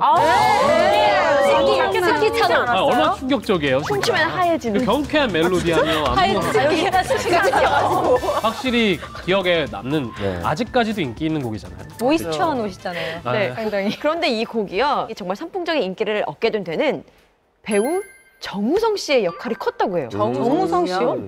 날 떠나지 마가 알려지기 시작한 그 계기가 바로 정우성 씨가 출연한 껌 CF 때문이에요. 이 껌 CF에 삽입된 곡이 바로 날 떠나지 마였던 거죠. 당시에 박진영 씨는 이 곡을 만들고 난 다음에도 TV라든지 라디오라든지 어떤 곳에서도 제대로 홍보를 할 수 없었대요. 그래서 무려 6개월 이상 무명 연예인으로서 그냥 있었던 거죠. 그런데 이 정우성 씨가 출연한 껌 CF에 이 곡이 딱 선택이 되면서 박진영 씨의 인생 또한 완전히 180도. 그래요? 근데 저도 어렴풋이 기억이 나는 게 노래가 너무 막 이렇게 많이 나오니까 되게 궁금했었는데 박진영 씨 보고 되게 충격 먹었던 기억이 있어요. 왜요? 너무 비주얼이. 놀라웠어요. 충격이었어요. 그리고 그 모습이. 그렇죠. 그때 그 당시 정우성 씨도 그때 신인 배우였습니다, 사실은. 근데 비주얼이 워낙 괜찮아서 또 이게 비지로 그게 날 떠나지 마 깔리니까 그 노래를 부른 사람이 마치 정우성 씨가 바로 박진영 씨 착각을 했던 거죠. 그래서 굉장히 그게 관심이 일게 됐고 그걸 계기로 해서 방송 출연이 이제 쉽게 이어졌다고 그래요. 맞아요. 그리고 팔다리도 굉장히 기시더라고요. 춤을 엄청 잘 추시잖아요. 날 떠나지 마는데 손이 저기서부터 여기까지 오래 걸렸죠. 맞아요. 네, 아무튼 그 이후로 이제 박진영 씨가 발표하는 노래는 전부 뜹니다. 다음에 바로 두 곡이 뜨는데 엘리베이터, 청혼가 이 두 곡이 95년에 발표돼서 히트를 쳤고 그 다음 노래가 이제 그녀는 예뻤다 96년 그리고 98년에 허니. 진짜 기계 훔친 줄 알았어. 휴대폰을 쓰느라 허니. 잘하시는데요? 정선희 씨였나요? 맞아요. 모르시는 어린 시청자들을 위해서 제가 한번 해봤습니다. 이렇게 접하게 하지 마세요. 허니. 훔쳐야 되는 거 아니에요? 사실 또 엘리베이터라는 곡은 발매 당시 굉장히 좀 선정적인 가사로 큰 화제를 모았었죠. 그 가사에 이런 게 있습니다. 엘리베이터 안에서 우린 사랑을 나누었지. 그 누구도 모르게 비밀스러운 사랑을. 지하에서 위층까지 벨이 울릴 때까지. 요즘에는 정말 CCTV가 다 설치되어 있는데. 큰일 납니다. 큰일 납니다. 그래서 당시에 이 곡을 발표할 당시만 해도 공공장소에서 좀 이렇게 성행위를 하는 게 아닌가 뭐 이런 외설 시비까지 일어났으나 결국 심의를 통과해서 열심히 불렀죠. 맞아요. 사실 당시만 해도 이 노래 가사가 굉장히 파격적이었잖아요. 막 엘리베이터에서 사랑을 나눈다 뭐 저도 좀 듣고 깜짝 놀랐었는데. 아니 근데 박진영 씨 음악을 쭉 들어보시면 이제 마냥 사실은 야하다고 치부할 수는 없는 매력적인 곡들이 정말 많아요. 그러니까 박진영 씨 노래가 야하다라고만 하기는 정말 그 박진영 씨의 그 작품 세계를 좀 전 너무 이렇게 폄하라든지 한쪽으로 쏠려고 생각하는 것 같고요. 박진영 씨는 굉장히 무대를 표현하는 방식이나 노래가 솔직하다라고 보는 게 더 맞습니다. 그래서 사실 박진영 씨는 많은 후배들이 존경해야 될 게 뭐냐면 노래를 잘 만들고 이런 걸 떠나서 이 심이나 여러 가지 가요계의 영역을 넓혔어요. 네, 뭐 의상이라든가 이런 것들이 박진영 씨 이후는 굉장히 아이돌들이나 여러 가수들이 활동하기 굉장히 좋아지는데 박진영 씨가 우리 이상민 열사 못지않은 투사 역할을 했다. 저는 이렇게 봅니다. 아니, 음악적인 천재라고 표현을 해야 되는 게 맞죠. 사실 저나 양현석 씨는 그 당시에 제작 쪽에 프로듀서 쪽에 많은 관심을 가져서 활동을 했던 박진영 씨는 오직 작곡가로서 곡을 만드는 사람으로서 활동이 좀 셌기 때문에 그 당시에 아시겠지만 박지윤 씨의 성인식이라든지 엄정화 씨의 초대 사실 이런 곡들은 사실은 뭐 그 친구들이 안 부르고 다른 사람이 불렀어도 성공할 수 있을 만큼의 명곡이지 않았었나 싶은 생각이 들어요. 그럼요. 아무래도 문화적으로는 좀 익숙하지 않았기 때문에 이제 박진영 씨 같이 이제 솔직하고 담백하게 이렇게 노래로 좀 그런 가사를 농도 짙은 가사를 썼기 때문에 이제 대중들은 좀 야하다라고 생각할 수 있었던 것 같은데 제 생각에는 그런 분들이 있었기 때문에 우리의 시야가 좀 더 넓어지고 좀 문화 컨텐츠적으로 좀 더 발전할 수 있는 계기가 되지 않았나. 1995년부터 약 4년간 계속 이런 뭐 달달한 사랑 노래라고 해야 될까요? 이런 사랑에 관한 구체적인 내용을 담은 그 노래를 계속 발표를 하다가 1999년에 결혼을 발표하게 되는데요. 박진영 씨가 예비 신부를 위해서 만든 자작곡이죠. 청혼가라는 노래 제목과 함께 가사 중에 이런 대목이 있죠. 그대가 나와 결혼을 해준다면 네가 나의 부인이 돼줬으면 해. 나의 아이의 엄마가 돼줬으면 해. 라는 가사처럼 이 곡을 아내에게 불러주면서 청혼을 했고 결혼까지 꼴이나게 됐다고 합니다. 결혼 이후에 사실 박진영 씨의 부부 생활에 대해서는 거의 알려진 바가 없었죠. 네, 2001년도였어요. 이제 결혼한 지 2년이 지난 무렵부터 발표한 곡의 제목이 하필이면 좀 의미심장합니다. 2001년도에 발표한 노래가 난 여자가 있는데. 이게 근데 너무 한글로 직접 적는 난 여자가 있는데. 이것도 상상력을 정말 자극하는. 그리고 2007년도에 발표한 노래가 네가 사는 그 집. 그 집이 어디예요? 궁금해. 있고 2009년도에 발표한 노래가 No Love No More이라고.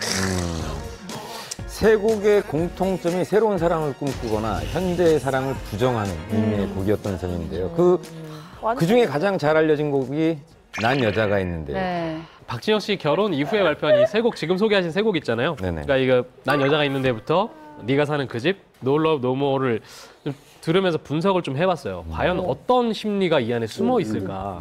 일단 뭐 난 여자가 있는 데는 다 아시는 것처럼 원래 나는 연인과 아무 문제가 없었는데 네가 나타난 이후로 나 흔들리기 시작한다. 이런 이야기죠. 네가 사는 그 집이 박진영 씨의 어떤 성향을 그대로 나타내준다고 저는 생각해요. 왜냐하면 가사가 되게 특별한데 네가 사는 그 집, 그 차, 그 아기까지 모두 내 것이었어요. 이런 이야기를 해요. 그러니까 여기서 벌써 이게 굉장히 소유욕이 강한 사람이라는 걸 느낄 수가 있죠. 그리고 이제 마지막으로 No Love No More가 이제 거의 정점인데요. 이만하면 이제 깨달아야 돼. 다시 한번 또 다치기 전에 사랑한다는 말 나올 때 입 꽉 다물어야 돼. 상처를 나는 딴따라야. 계속 그럴 거야. 보나마나 뻔히 또 이런 상황이 올 거야. 사랑은 이제 그만 즐기며 살아.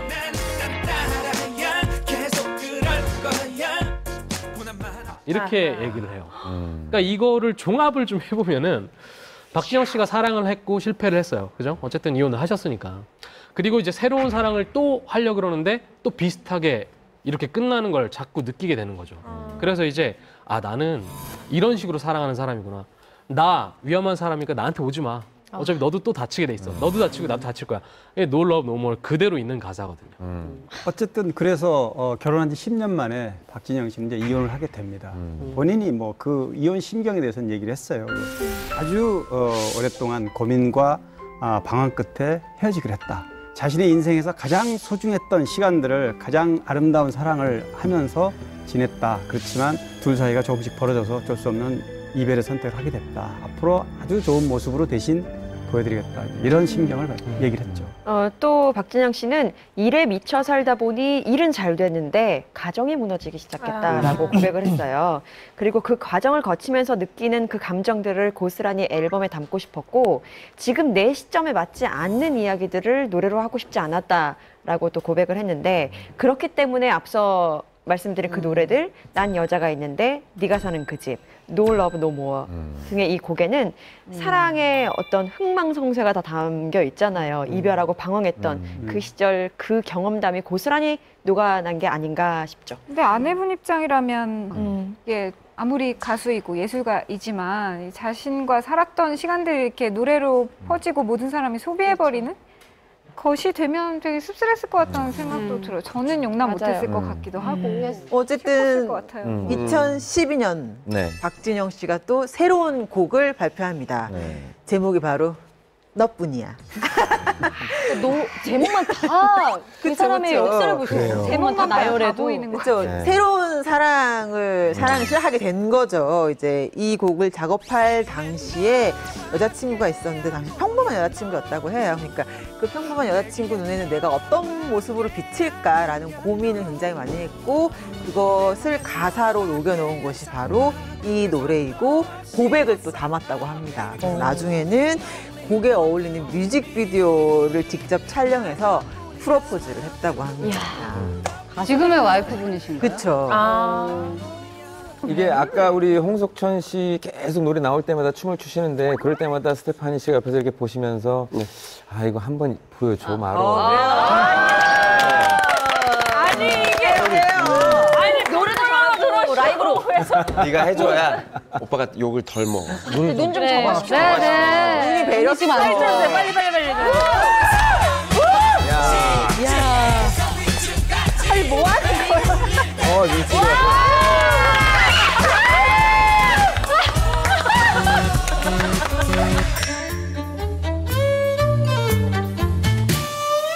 네, 박진영 씨가 탄생시킨 스타들이 많죠. 그럼요.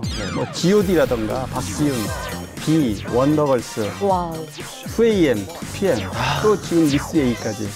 트와이스. 트와이스. 네. 네. 여기서 이제 그 하나 느끼는 것이 박진영 씨는 굉장히 독창적인 눈으로 사람을 보는 것 같다. 그렇죠? 뭐 저희가 생각하는 그런 대중적인 생각은 아닌 경우가 많이 있고 그걸 또 성공시키고 그러니까 G.O.D를 만났을 때 박진영 씨는 한창 주가를 올리고 있었는데요. 때묻지 않은 G.O.D 멤버들의 생활 모습을 보고 느꼈대요. 그러니까 사실 지금 생각해보세요. 과거하면 김태우 씨 얼마나 순수해요. 과거에 순수했겠어요. 그죠? 준영이 형님 얼마나 간 미국에서 온 사람 같았겠어요. 근데 그런 거에서 이제 탄생한 것이 사랑해 그리고 기억해. 네. 그리고 이제 19살 소녀와 여자의 경계선에 있던 박지은 씨를 만나면서 딱 깨달은 게 얘한테는 성인식이라는 곡을 줘야겠다. 이랬다고요. 그러니까 진짜 실은 센세이션했지. 조금 앞서가는 사람인 거죠. 너무 칭찬하면 좀 아부하는 것 같긴 한데 아무튼 조금 윗길에 있는 분이 아닌가. 예. 그리고 가수 B를 딱 기다리는데 자동차 본닛에서 그 얼굴이 이렇게 왔다 갔다 했대요. 태양이 이게 눈이 부셔가지고 잘 안 보여서 그때 만든 게 태양을 피하는 방법. 네. 진짜? 정말요? 네. 이날 날이 흐렸으면 이게 안 나온 거 아니야, 명곡이. 이거 대단한 거잖아. 장마철이 올 때면 이런 명곡이 안 나와. 자동차의 비를 피하는 본닛에 얼굴을 비춰봤는데 눈이 부셔서 얼굴이 잘 안 보이는 거야. 그래서 태양을 피하는 방법. 와. 이 진짜 예술가 정도 되는 거죠. 정말 생활에서 나오는 가사네요. 근데 진짜 어떻게 보면 평범한 일상생활을 가사로 뭐 명곡으로 탄생시킨 건데 박진영 씨는 물론 가수지만 진짜 우리 희극인들한테도 정말 필요한 발상의 전환인 것 같아요. 아, 너무 웃긴다. 사소한 것도 그냥 지나치지 않고 그 유심히 보고 듣는 습관 때문에 박진영 씨가 이런 명곡들을 만들어낸 게 아닌가 싶습니다. 박진영 씨가 다른 가수들한테 영감을 주는 아티스트로 또 손꼽히기도 해요. 근데 뭐 장르는 전혀 다른 건데 뭐 대선배죠. 하춘아 씨도 오죽하면 박진영 씨한테 박진영 씨가 같이 작업을 하면 신세대 나도 신세대처럼 될 수 있겠다. 물론 희망사항이긴 하지만 왜냐 그런 이유에 대해서는 뭐 원더걸스가 불렀던 뭐 텔미라든가 노바디 이런 곡들이 중장년층한테 다 먹히는 노래니까 자신이 있을 것 같다 이런 희망사항을 또 얘기를 했다고 그러죠. 예.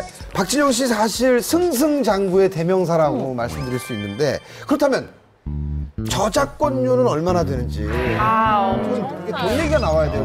엄청나죠. 그렇다면 저작권료는 얼마나 되는지 이게 돈 얘기가 나와야 돼요. 엄청나죠. 작곡가들이 수입이 공개된 게 2013년도가 마지막이에요. 네. 그 마지막 연도를 기준으로 볼 때 2011년부터 내리 3년간 네. 박진영 씨가 1등을 합니다. 오. 집계를 해보면 1년 동안 13억 와우. 1,000만 원의 수익을 벌어들였다고 합니다. 저작권료로? 13억 천. 저작권 요로만 하면은 대박이다. 엄청난 거예요. 그렇죠. 엄청난 거예요. 네. 다 테디 씨도 10억 정도의 저작권료를 받고요. 디디가 8억 정도의 저작권료를 받는다고 합니다. 네, 근데 지금까지 특히 JYP 엔터테인먼트 전에 또 아티스트로 활동했을 때부터 보면은 그 정도 저작권은 가지고 받을 수 있는 분이라 생각해요. 그렇죠. 제가 1999년도에 아마 저작권료 한 2억 정도 연. 와, 그것도 99년도 2억이면 자랑할 때 되게 쿨하게 보려 막 이렇게 긁으면서 얘기한다는 그냥 지금은 지금도 정확하게 나오죠. 경산, 예, 지금도 이제 뭐 나오곤 있지만 이제 꾸준히 그분들께서 가져가시고. 아니 그때 2억이면은 지금 어마어마한 돈 아니에요? 17년 전인데요, 그게. 그렇죠. 그때는 굉장히 큰 계산 좀 돈이었겠죠. 해주세요. 지금에 따지면 뭐 한 10억 가량 됐겠죠. 그때 그 당시에 2억이면 서울 시내 4대문 안에 아파트 한 채 값. 와우. 그렇죠. 그렇죠. 그렇죠. 박진영 씨가 이 돈에 대해서 직접 털어놓은 얘기가 있었대요. 대학 들어가서 이제 20억을 벌자 그게 목표였다고 하는데 이런 뭐 왜냐하면 그 이후로는 이제 하고 싶은 거 다 하면서 살 수 있을 것 같아서라고 생각을 했는데요. 뭐 데뷔곡부터 계속 히트를 했으니까 그 아마 26살쯤에는 아마 이 목표가 이루어졌을 거라고 추측이 되죠. 대박이다. 그 작년인가 그 JYP 건물 매각했잖아요. 그 76억인가 뭐 네. 엄청났어요. 근데 그거를 아마 그때 이제 번 돈 20억으로 샀을 겁니다. 네, 그때 그 그거를 제가 자랑이에요? 그러니까 저한테 사라고 네, 9억이었어요. 아우. 네. 어머, 그 정말요? 건물이? 그 건물이 9억이었어요. 정말 그래서 저한테 이제 사라고 했는데 안 샀죠. 내가 이걸 왜 삽니까? 그랬는데 그거를 76억에 매각을 했더라고요. 그러니까 뭐 그러니까 뭐 이 음악성뿐만 아니라 재테크에도 대단한 수완을 발휘하시면서 그 이후에 더 공격적으로 투자하고 더 음악 활동 열심히 하셔서 지금은 뭐 대단해 주셔서 더.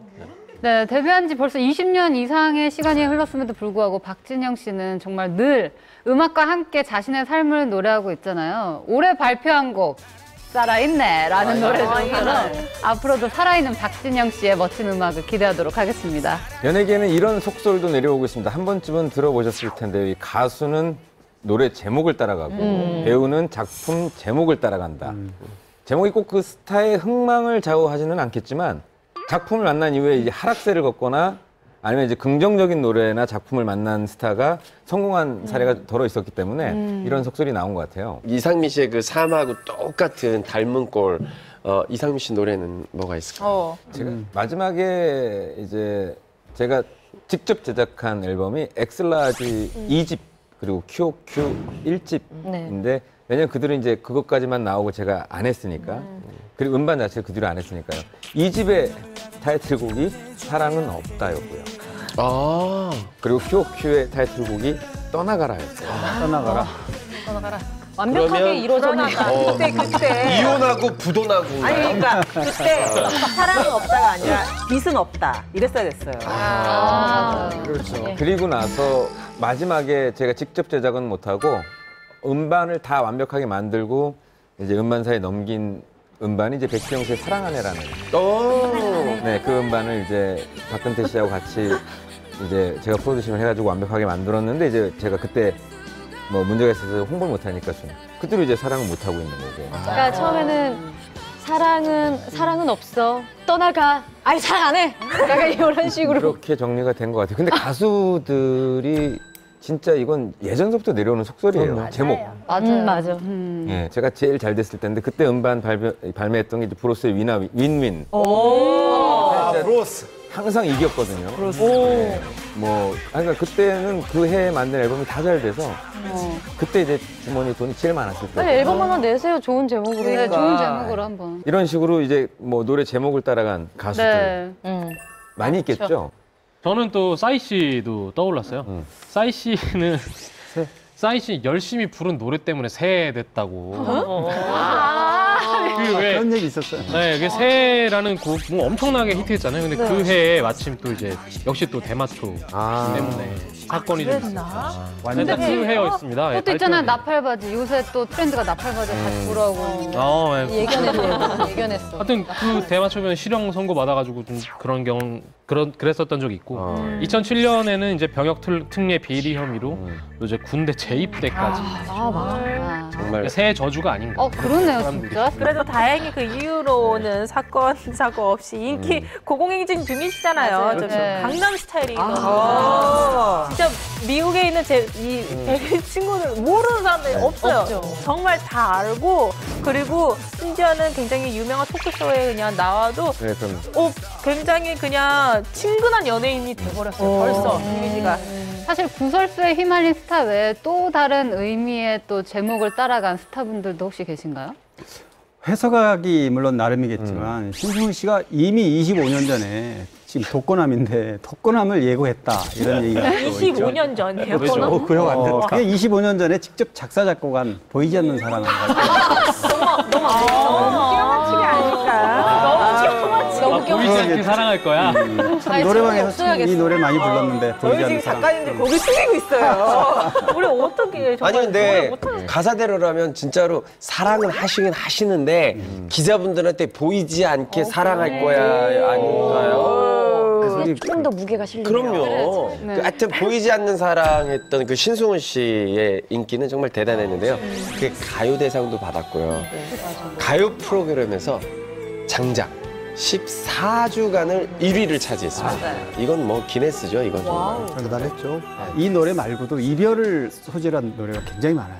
그래서 지금 사실 50을 바라보고는 나이에도 아직도 독신인 이유가 뭐 이런 것 때문이 아닌가 이렇게 사실 농담 같은 거긴 하지만 그렇게 또 얘기를 많이 하죠. 우리 개그맨들도 약간 코너 제목 지을 때 되게 신중하거든요. 그렇겠다. 제가 원래 뿜 엔터테인먼트라는 코너를 했는데 그때 원래는 개콘 엔터테인먼트였어요. 근데 제가 꿈을 꿨는데 그 큐시트에 순서 나와 있는 큐시트에 뿜 엔터테인먼트라고 되게 크게 써 있는 거예요. 꿈에. 그래서 다음날 제가 감독님한테 가서 왠지 우리 코너를 보고 좀 사람들이 뿜었으면 좋겠다, 좀 바꿨으면 좋겠다 해서 뿜 엔터테인먼트로 바꾼 거거든요. 거기서 완전히 네, 거기서 제가 좀 김지민이라는 이름을 좀 알리기 시작한 것 같은데 제목 따라가는 게 있는 거예요. 그때 뭐였죠, 유행어가? 느낌 아니까.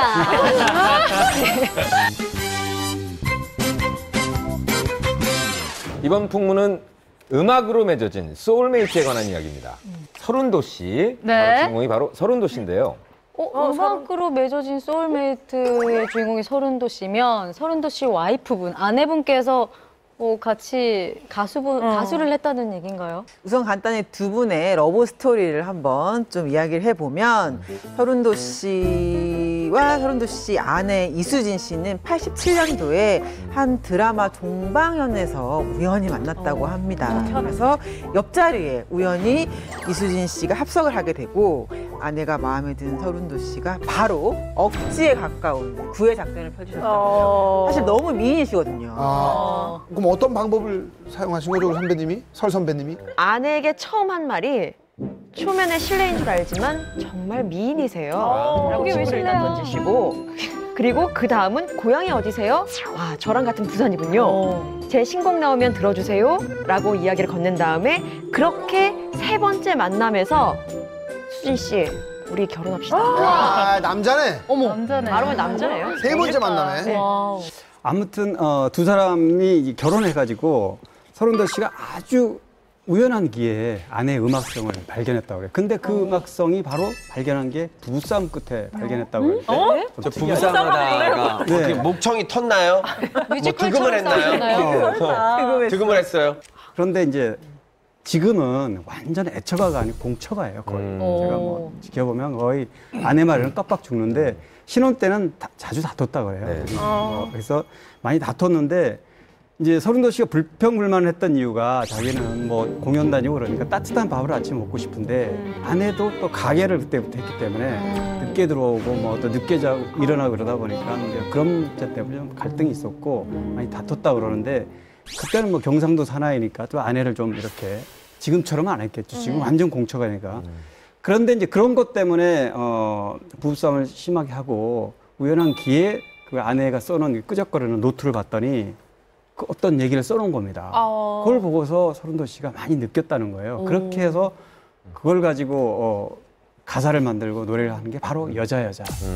잠시만요. 그러면 아내분이 쓰신 그 메모장 일기장에서 이제 가사를 가져왔다 하셨는데 그럼 저작권은 도대체 누구한테 가는 건가요? 아내가 썼다고 해도 과언이 아니지 않아요? 그러니까요. 중요한 문제인데요. 실제로 팩트가 실제로 여자는 작사 아내 이수진 씨로 되어 있어요. 작곡가는 서른도 씨로 등록이 되어 있습니다. 이 곡을 들려줬을 때 아내분은 눈물을 펑펑 흘리셨다고 해요. 그 모습에서 이제 서른도 선배님은 마음이 찡했지만 반대편에서 이런 생각을 하셨다고요. 야, 이거 장사 되겠구나. 현실적이다. 이게 되겠구나. 그렇죠. 그 생각하면서 이제 작사의 세계에 입문하시게 되죠. 저작권료 세계에 입문하시게 되죠. 예. 그래서 서른도 씨 부부에게 붙여진 별명이 있다고 합니다. 네. 설그랜트 드류수진. 누가 이렇게 붙이신 거죠? 그 처음 남자가 들었는데요. 스스로 붙인 거죠. 자, 그 영화죠. 그 여자 작사, 그 남자 작곡. 이 주인공의 이름을 따서 이렇게 붙인 건데 두 분은 지금까지도 함께 곡 작업을 한다고 하고요. 서른도 씨의 노래 중 약 80% 이상이 아내 이수진 씨가 작사가로 참여한 곡이라고 합니다. 그러니까 곡은 서른도 씨가 쓰시고 거기다 이제 작사는 와이프 이수진 씨가 하시면은 이게 돈이 새는 데가 없네요. 그러네. 네, 완전히 뭐 효율이 2배. 네. 네, 너무 좋습니다. 아름다운 사랑을 너무 돈으로. 이 여자 말고 또 있나요? 많죠. 서른도 씨 히트한 곡은 너무 많습니다. 대표적인 게 이제 9집에 실렸던 삼바의 여인인데 이것도 브라질에 방문했을 때 서른도 씨가 긍정적으로 근데 이 곡은 발표하고 나서 대학생들한테 굉장히 인기가 많았습니다. 그렇죠. 예. 하여튼 브라질에 가서 춤추는 여성들을 보고 이거를 그 영감을 좀 받았던 곡이고 선거송으로 많이 불렸던 노래가 사랑의 트위스트예요. 맞다. 11집에 실렸던 누이라는 곡은 사실 이제 누나가 둘이 있는데 누나들한테 도움을 많이 받고 자랐던 이제 누나를 생각하면서 불렀던 노래인데 이 곡도 뭐 아내니까 이수진 씨가 같이 협업을 해서 가사말을 썼던 그런 곡이에요. 서른도 씨 부부는 사실 연예계 인꼬 부부로 굉장히 유명하죠. 서른도 씨 같은 경우에는 가끔 아내가 쓴 기사가 마음에 안 들어도 일단은 자기 최고야 이렇게 일단 멘트를 던진 후에 잘하시네. 녹음할 때 한두 군데 수정을 한다고 하는데 되게 현명하시네요. 사실 저와는 인터뷰를 인연으로 가족들과 함께 한 번씩 술도 마시는 사이예요. 식사도 자주 하고 또 이웃 사촌이기도 해요. 그러면 저는 이제 서른도 쌤보다는 아내분 이수진 선생님과 굉장히 친하거든요. 그래서 둘이 같이 밥을 먹으면은 밥을 먹고 있는 와중에도 서 선생님께서 자꾸 문자가 와요. 자기 뭐하노? 어디 있노? 뭐 이렇게 늘 문자가 음성 오고 메시지 보내시나요? 결국은 그 자리에 합석하세요. 그래서 늘 픽업하고 픽업해주는 게 일상이 되신 분이신 거예요. 지금도 보면 늘 청춘 남녀처럼 사랑을 하시고 계세요. 어떻게 그럴 수 있지? 그러니까 뭐 한결같으신 것 같아요. 부러워요. 인터뷰 하실 때도 내가 이렇게 잘 되는 것은 아내 덕분이다. 맞아요. 이런 말씀 하시더라고요. 저는 거짓말인 줄 알았거든요. 아니 진짜예요. 정말 아내분께서 서른도 선생님이 노래만 할 수 있게끔 다 만들어주세요. 모든 뒷일은 다 아내분께서 다 하시는 스타일이고 또 무엇보다 요리를 정말 끝내주게 하십니다. 요리. 네, 서로에게 예술적인 영감을 주고받으며 소통하는 우리 서른도 선배님 부부의 모습이 정말 보기가 너무 좋고 부럽기도 한데요. 앞으로도 지금처럼 알콩달콩한 소울메이트로 영원히 남아주시길 바라겠습니다. 네, 오늘은 스타, 음악과 사생활 사이라는 주제로 이야기를 나눠봤습니다. 모든 가수들에게 음악은 자기 자신의 삶 그 자체일 겁니다. 무대 위에서 삶의 희노애락을 노래할 수 있길 바라고 또 음악을 듣는 여러분들은 그 음악으로 인해 조금이나마 위안을 받을 수 있었으면 좋겠습니다. 네, 오늘 준비한 풍문은 여기까지입니다. 저희는 다음 주에 더 은밀하고 궁금한 풍문과 함께 다시 찾아오겠습니다. 감사합니다. 고생하셨습니다.